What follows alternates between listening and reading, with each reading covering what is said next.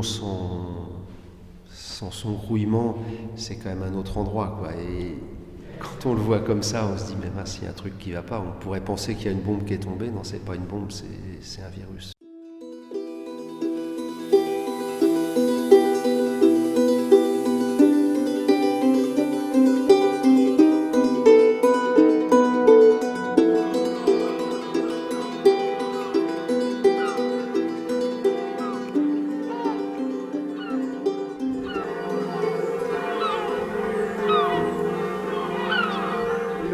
Notre quotidien reste le même. En fait, c'est là qu'on voit que nous, notre vie, elle est rythmée vraiment par la prière, par le travail, en fait par des choses toutes simples, hein, et donc ça reste. Donc le cœur de notre vie, c'est toujours le même.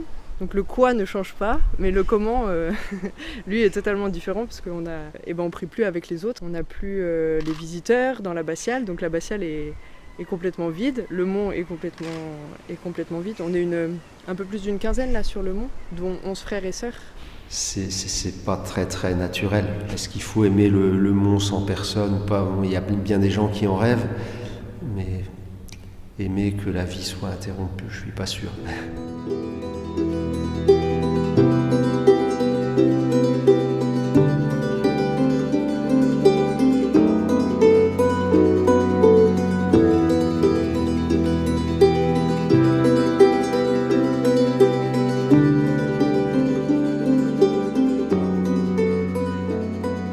Je dirais presque que c'était manu militari, puisque à 9h, c'était voilà, messieurs, vous n'ouvrez pas, et terminé. Voilà. C'était extrêmement, on était, nous, même pas une minute. C'était extrêmement brutal, quoi. Et donc c'est fermé, tout le monde est parti, et on a tout laissé en plan, la marchandise. J'avais reçu toute ma marchandise, donc j'ai 70% de mes approvisionnements. Et les fournisseurs, ils vont vouloir être réglés, et je vais les régler, et mon Dieu, j'ai 0 chiffre d'affaires. Donc un mois ou 2, ça va, mais maintenant il va falloir trouver des solutions.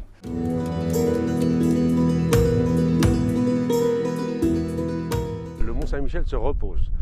Mais enfin, au niveau économique, on s'aperçoit que c'est quand même un peu triste parce que le monde amène une certaine ambiance, vous voyez ce que je veux dire, parce que c'est très cosmopolite, hein, on entend parler anglais, allemand, japonais, chinois, enfin toutes les langues.